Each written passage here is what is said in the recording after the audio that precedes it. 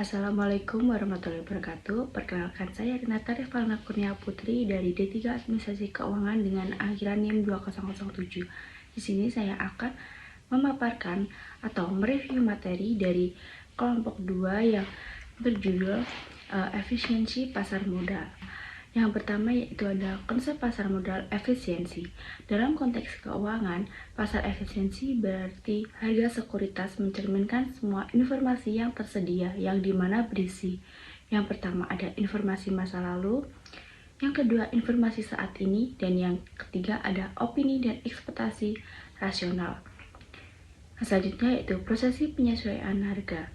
Di pasar efisien, harga sekuritas akan segera menyesuaikan ketika ada informasi baru yang masuk ke pasar. Proses ini terjadi karena investor merespon informasi tersebut dengan cepat melalui aktivitas jual dan beli, sehingga harga bergerak menuju harga keseimbangan baru yang mencerminkan informasi terbaru. Yang kedua, ada syarat pasar modal efisiensi. Yang pertama yaitu ada ketersediaan informasi yang luas dan akurat, yaitu informasi harus mudah diakses oleh semua pelaku pasar. Yang selanjutnya, informasi harus akurat dan dapat diandalkan untuk pengambilan keputusan investasi. Dan yang selanjutnya yaitu penyampaian informasi harus cepat dan efisiensi untuk reaksi cepat terhadap perubahan. Yang selanjutnya yaitu ada harga aset mencerminkan informasi yang tersedia, yaitu harga aset mencerminkan semua informasi baik publik maupun yang diketahui beberapa pelaku pasar. Selanjutnya, harga aset harus cepat bereaksi terhadap informasi baru. Lalu, harga aset mencerminkan harapan masa depan terkait kinerja aset. Yang terakhir yaitu tidak ada keuntungan abnormal. Dalam pasar efisiensi, investor tidak bisa mendapatkan keuntungan di atas resiko menggunakan informasi publik. Semua pelaku pasar memiliki akses yang sama terhadap informasi untuk mencegah keuntungan tidak adil. Lalu harga aset segera menyesuaikan dengan informasi baru sehingga keuntungan abnormal tidak mungkin terjadi. Yang selanjutnya ada bentuk efisiensi pasar. Nah, pasar ini dikatakan efisiensi jika harga saham sepenuhnya mencerminkan semua informasi yang tersedia. EMH oleh Eggwens Fama 1970 membagi pasar efisien menjadi 3 bentuk utama berdasarkan jenis informasi yang tercermin dalam harga saham. Yang pertama ada weak form efisiensi, yaitu pasar dianggap efisien secara lemah jika harga saham hanya mencerminkan informasi historis, seperti data harga dan volume perdagangan di masa lalu. Implikasi bagi investor adalah analisis teknikal tidak efektif. Yang kedua ada semi-strong form efisiensi pasar, yaitu pasar dikatakan efisien semi kuat jika harga saham mencerminkan semua informasi historis dan publik. Nah, seperti laporan keuangan, berita, dan kebijakan pemerintah. Implikasi bagi investor adalah analisis teknikal dan fundamental tidak efektif. Yang ketiga yaitu ada strong form efisiensi, yaitu pasar dianggap efisien secara kuat jika harga saham tersebut mencerminkan semua informasi, baik publik maupun dalam non-publik. Implikasi bagi investor adalah tidak ada strategi yang bisa mengalahkan pasar. Yang selanjutnya yaitu ada pengujian efisiensi pasar. Nah, tujuan pengujian efisiensi pasar ini terdapat di 5, yaitu apa saja? Yang pertama yaitu ada menilai validitas HPE melalui pengujian harga saham. Yang kedua ada mengidentifikasi bentuk efisiensi pasar, lemah, setengah kuat, dan kuat. Yang ketiga ada mengevaluasi strategi investasi untuk keuntungan abnormal. Yang keempat ada menjadi panduan bagi regulator dan investor. Yang kelima ada mendukung pasar modal yang adil, efisiensi, transparan, dan informatif. Nah, yang selanjutnya yaitu ada retur normal dan retur tak normal. Nah, retur normal adalah tingkat pengembalian yang diharapkan dari sekuritas berdasarkan modal estimasi seperti CAPM atau modal pasar sehingga mencerminkan ekspektasi investor dalam pasar efisien. Nah, kalau untuk retur tak normal yaitu selisih antara retur aktual dan retur normal yang diharapkan bisa positif atau kinerja lebih baik atau negatif yaitu kinerja lebih buruk. Nah, rumusnya yaitu retur tak normal sama dengan retur aktual dikurangi retur normal. Nah, yang selanjutnya yaitu ada metode pengujian retur. Yang pertama yaitu ada MEAN atau adjust retur. Adalah jika pasar efisien dan retur saham bervariasi acak di sekitar nilai sebenarnya, maka rata-rata retur sekuritas dari periode sebelumnya dapat digunakan sebagai retur harapan.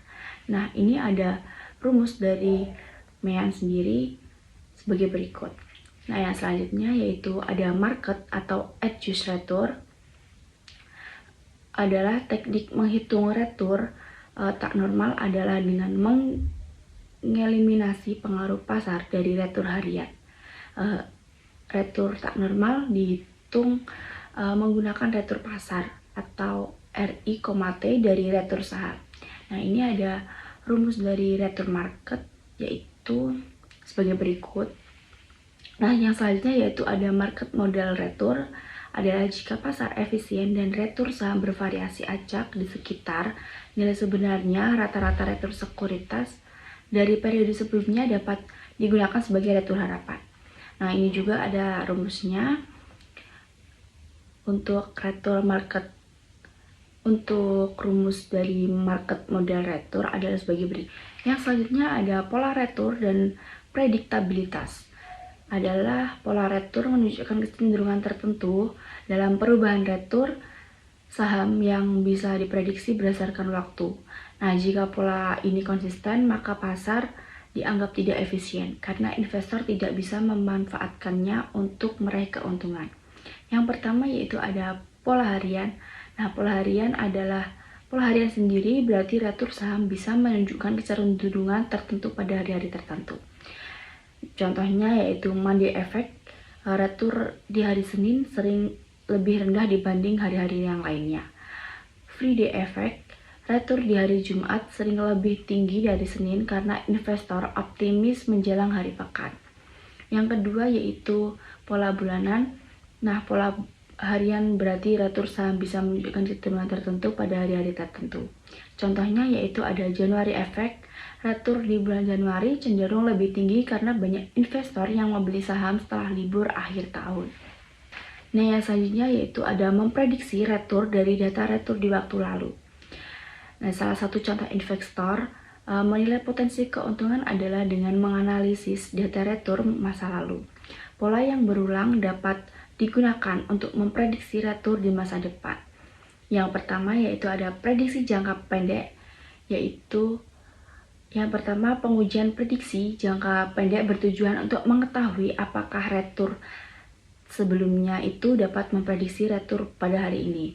Nah, yang kedua yaitu ada metode pengujian yang dapat dilakukan termasuk uji korelasi, run test, filter test, dan kekuatan relatif sekuritas. Yang selanjutnya yaitu ada prediksi jangka panjang, yaitu yang pertama ada pada jangka panjang analisis prediktabilitas lebih kompleks. Fokusnya bukan hanya perubahan harian atau bulanan, tetapi tren retur selama bertahun-tahun. Nah, yang kedua yaitu menggunakan data retur dalam rentang waktu lebih lama untuk melihat pola jangka panjang. Selanjutnya yaitu ada faktor-faktor penyimpangan dari efisiensi pasar modal. Nah, faktor-faktor ini juga menunjukkan anomali atau pola retur yang tidak sesuai dengan asumsi pasar efisien, di mana harga sekuritas seharusnya mencerminkan seluruh informasi yang ada dan tidak memungkinkan prediksi retur dan yang konsisten. Yang pertama yaitu ada ukuran perusahaan atau size effect. Yang kedua ada market to book ratio atau value effect. Yang ketiga ada earning to price ratio atau EP effect. Yang keempat ada anomali musiman atau calendar anomali. Yang kelima ada momentum dan overreaction. Kesimpulan yaitu efisiensi pasar modal tercapai ketika harga saham mencerminkan semua informasi termasuk data historis, publikasi, dan private. Yang kedua yaitu terdapat 3 bentuk efisiensi menurut Eugene Fama. Yang pertama yaitu ada bentuk lemah atau data historis. Yang kedua ada bentuk setengah kuat atau informasi publik. Yang ketiga yaitu bentuk kuat atau informasi private. Yang selanjutnya yaitu ada pengujian efisiensi dilakukan melalui analisis retur dan metode statistik. Yang selanjutnya yaitu ada pola retur dan faktor seperti ukuran perusahaan serta rasio market to book mempengaruhi efisiensi. Dan yang terakhir yaitu meskipun penting dalam teori keuangan, pasar tidak selalu sepenuhnya efisien karena anomali dan keterbatasan informasi. Nah, sekian pemaparan materi dari saya. Kurang lebihnya saya mohon maaf. Assalamualaikum warahmatullahi wabarakatuh.